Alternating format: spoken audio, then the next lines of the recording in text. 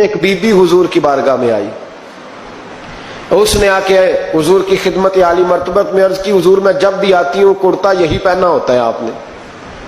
یا رسول اللہ صلی اللہ علیہ وسلم، اور اس کو تو اتنے پیوند لگے ہیں کہ گنے نہیں جاتے، تو حضور اگر اجازت دے تو ایک کرتا نہ بنوا لوں آپ کے لیے؟ تو حضور نے فرمایا بنوا لے۔ وہ بی بی کرتا بنوا کے لائی، اس نے بڑی محبت سے بنایا۔ اس زمانے میں جو کوئی نقش و نگار ہوتے تھے اس نے سجائے اپنے انداز میں، اب اس نے پیار سے بنایا، محبت سے بنایا، یہ بھی باتیں صحیح ہے۔ محبوب پاک کی بارگاہ میں لا کے تھال میں پیش کیا، حضور کی بارگاہ میں تھال میں۔ کچھ بندے زیادہ نیک ہو جاتے ہیں، سامنے والے کو پرہیزگاری کا مشورہ دیتے ہیں، کہتے کسی کو کوئی شے نہ لیا کرو۔ تو میں نے کہا اگر حضور لے لیں تو طلب کرنا منع ہے، لیکن قبول کرنا تو میرے مصطفیٰ کا طریقہ ہے۔ تو بھائی یہ ہمیں نہ اتنا ہی نیک بناؤ جتنا میرے رسول نے ہمیں بنایا ہے۔ دو قدم آگے بڑھ کے کچھ لوگ مشورے دیتے ہیں، یہ مشورہ درست نہیں۔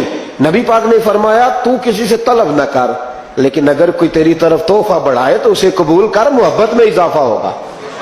جب حضور قبول کرتے ہیں جو کائنات کو بانٹتے ہیں، تو پھر تو دوسرے پہ کیسے پابندی لگا سکتا ہے؟ میرے رسول کریم علیہ السلام کو اس نے پیش کیا، کہا حضور قبول کر لیں، حضور نے قبول کیا۔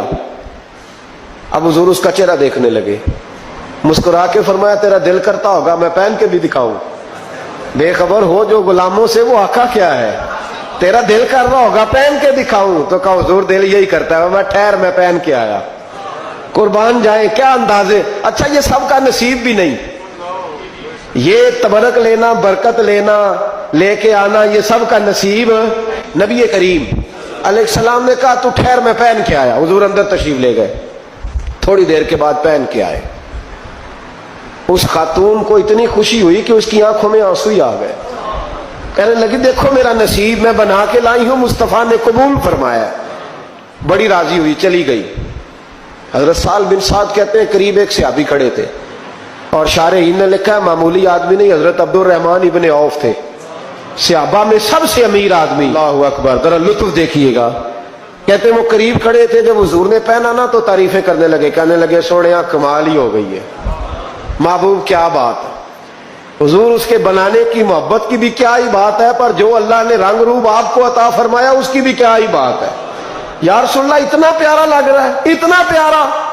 جب کوئی زیادہ تعریف کری نا تو تعریف کرنے والوں کی بھی اپنی اپنی نیتیں ہوتی ہے نا، جب زیادہ ہی تعریف کی تو حضور نے فرمایا تجھے پسند آ گیا دے دوں؟ یا رسول اللہ بڑا، تو فرمایا چاہیے؟ کہ حضور مہربانی ہو جائے تو کیا ہی بات ہے۔ سرکار اندر گئے، وہ پرانا کرتا دوبارہ پہنا، اور میرے رسول پاک علیہ السلام نے اس کرتے کو اتارا، بخاری پڑھ رہا ہوں، اور نبی پاک نے لا کے دیا، فرمایا چل یار وہ بھی راضی ہو گئی ہے، تو بھی راضی ہو جا، یا دونوں راضی ہو جائے، وہ بھی راضی ہو کے گئی، تو بھی راضی ہو کے جا۔ اس کو دیا، حضور چلے گئے۔ صحابہ بعد میں اس صحابی کے پیچھے کہنے لگے یار تو تگڑا بندہ ہے، تجھے ضرورت ہی نہیں تھی۔ اور حضور علیہ السلام نے بڑی مشکل سے قبول کیا۔ حضور تو کسی کی طرف توجہ ہی نہیں کرتے، طلب ہی نہیں کرتے، اور اگر آج حضور نے قبول کیا اور اتنا پیارا لگا تو تجھ سے برداشت ہی نہیں ہوا، کس طرح کا آدمی ہے تو؟ جب لوگ اس کے گرد اکٹھے ہوئے تو حضرت عبد الرحمن ابن عوف کی آنکھوں میں آنسو آ گئے، کہنے لگے میرے بھولے دوستو تمہیں غلطی لگ گئی، تمہارا کیا خیال ہے میں نے ولیمے پہ پہننے کے لیے لیا ہے؟ تمہارا کیا خیال ہے شادی کی دعوت میں پہنوں گا؟ تم کیا سمجھتے ہو عید والے دن پہنوں گا؟